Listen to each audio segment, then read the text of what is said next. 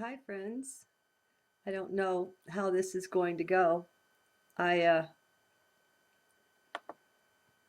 I was just on somebody's site who recently subscribed, and there was a video there that was in Gaelic, and it was beautifully done. I don't even know the words for where they were. I think it was a chapel, maybe in the Highlands. I don't know.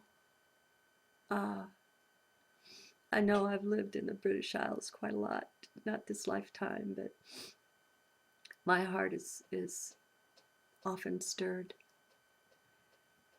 And the good Lord willing, and finances allow, I'll make it there again in this lifetime too, just to touch bases with. I'm sorry. You know, uh, clearly the identification with this one lifetime is fading.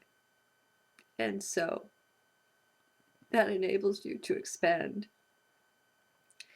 and and have these experiences where you recognize self in another place, other times. Okay, uh, what came to me as I was watching this was how we've been robbed of our understanding of what the cross means by plastering the body of the Divine One upon it and making him all gory and terrible. They sought to make us look away from it, make us think it was some representation of torture. It is not. This has been coming to me, but it fully clicked in as I was watching this video. And when I do a write-up for this, I'll put a link there to this video. But what fully clicked in for me was that the cross it has nothing to do with torture. I mean, unless you think being embodied is torture. And, so I can see that perspective too, but it's not that. Um, Instead, what it is, it's the ultimate perfect balance of spirit and form. Now, maybe to some of you that's been obvious, but it hasn't to me. The sacredness of it goes beyond words. Obviously, the center point represents heart, and it's the perfect balance of being in the world but not of it. And the body can say it is of the world but not in it when you are perfectly poised at the center point on the cross. It's divinity walking. That's what it represents. So let us take Christ down off the cross finally. He never put himself there. That was done by the churchmen, the originators of the various religions. You know, when they're no longer with us, what becomes of what they spoke isn't recognizable to them in most cases, I would say. I don't know enough to say this regarding Buddhism, if these kind of changes have been made. But certainly with Christianity, they have been, and with a very dark intent. On the cross, in this way, we are all on the cross when we're at that balance point where we're in the heart and we're fully plugged into the divine, and yet we're present here as well.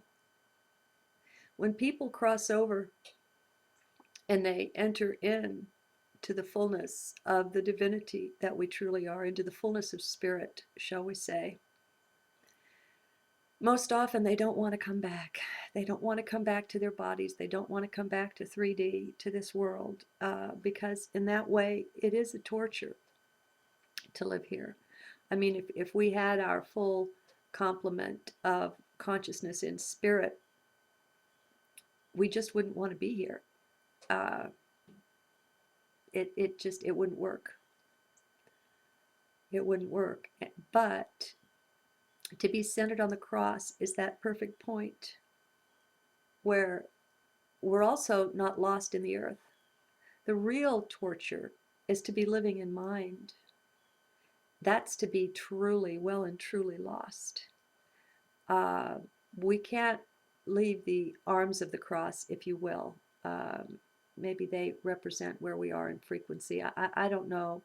But it's to be too far off on the crossbar, on the material. And if we have an NDE, let's say, we've gone up to the top of the vertical bar. And so again, we're not balanced. We're off the center point.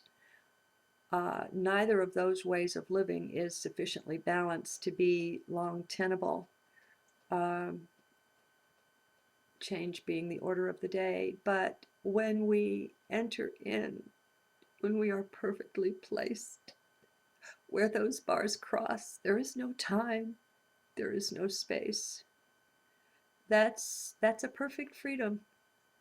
Freedom in form, as free as you can be, I guess. And I'm not here telling you that I've attained to that or to anything. I'm just telling you that I've been given to see this, to feel it, to experience it, and to know it, it arising deeply from within,